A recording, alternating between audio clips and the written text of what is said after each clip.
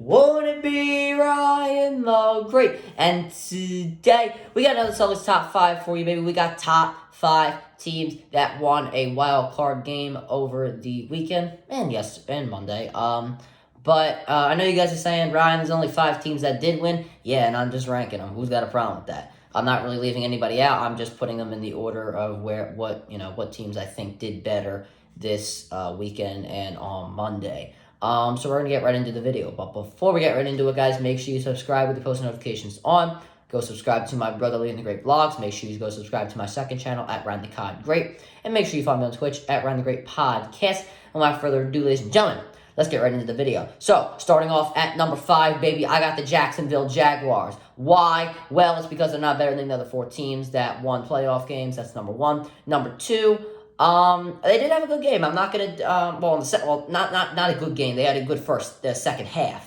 That's when they did. The first half was absolutely atrocious for the Jacksonville Jaguars. Trevor Lawrence threw 4 interceptions. Not a great way to play, start your playoff debut, but in the second half, he completely erased that, throwing 3 passing touchdowns and had 4 total passing touchdowns total. So he brought the team back really great. Dougie P, I haven't given him any credit in the videos that I have put out, but oh man, he had a great coaching job in the second half. Believing in Trevor Lawrence to stay in the game and bring that team back. The defense shutting Justin Herbert down. Also making sure Austin Eckler does not have a single rushing yard in the second half. That was really good.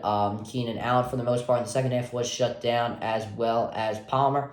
Great, and Everett, sort of. But great job from the defense in the second half. Basically, everything was good in the second half. Everything was terrible in the first half. I'll put the Jaguars at number 5. At number 4, baby, we got to do the Dallas Cowboys. That's just, how it is. Once again, I don't think they are better than the 3 teams that won their games. Why am I not speaking English right? But I do think they did have a better win than the Jacksonville Jaguars. I mean, they absolutely murdered the Tampa Bay Buccaneers coming into the game. We all knew that the Cowboys were the better team. We just thought they would beat themselves up and lose, and most of us thought that they were going to lose that game. Dak Prescott did a great job dissecting the defense. Tony Pollard had a really good game. I think he averaged around 5.9 yards per carry, somewhere around there. Ezekiel Elliott did not have the best game in the world, but Dalton Schultz really came up into his own, having over 90 yards and 2 touchdowns in his game. CeeDee Lamb trying to become that number 1 wide receiver. Michael Gallup, I think he's one of the best third down receivers in the NFL, also one of the best one-on-one. He played really great. The defense absolutely destroyed Tom Brady. They created a lot of pressure on him. As we all do know, Tom Brady cannot run to save his life, and they created a lot of pressure, making him run and forcing him to throw the ball away. They, for the most part, shut down Mike Evans. He only really got anything going in the fourth quarter. Same with Julio Jones, Chris Godwin. They made sure to hold him to 8.9 yards per reception. They had shut down the running game. Leonard Fournette only averaged 2.2 yards per carry.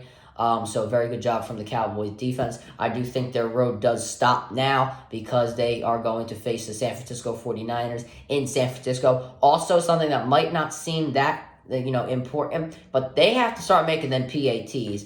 4 points means a lot against teams like San Francisco, Philadelphia, Buffalo, Cincinnati, Kansas City.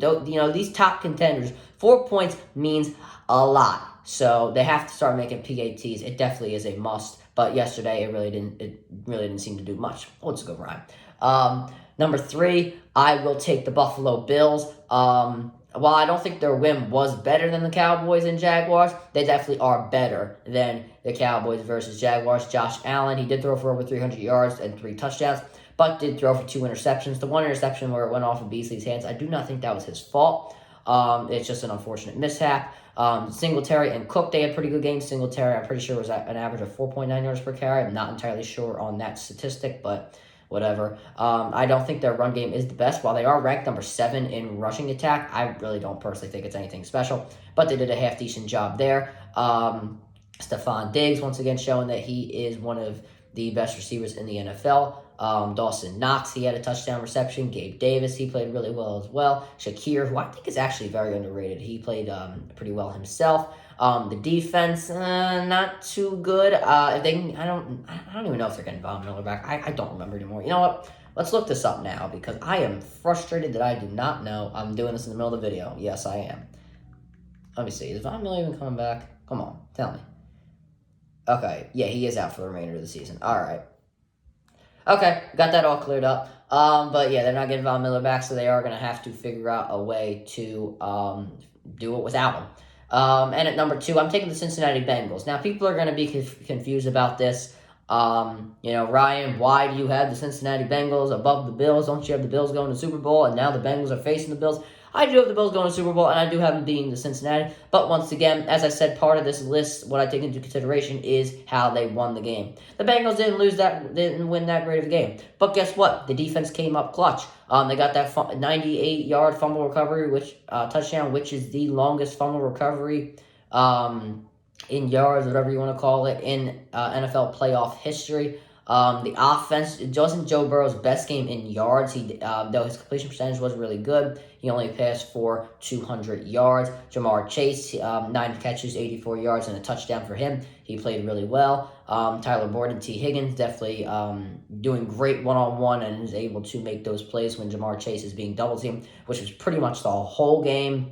I mean, there was not one time where I didn't see a safety was on Jamar Chase, whether they knew it was a run or not. They literally had a safety in a corner and sometimes a linebacker to have inside leverage on Jamar Chase. It was just absolutely wacko. But yeah, I'll put the Cincinnati Bengals at number 2. And at number 1, we obviously know we have to put the San Francisco 49ers.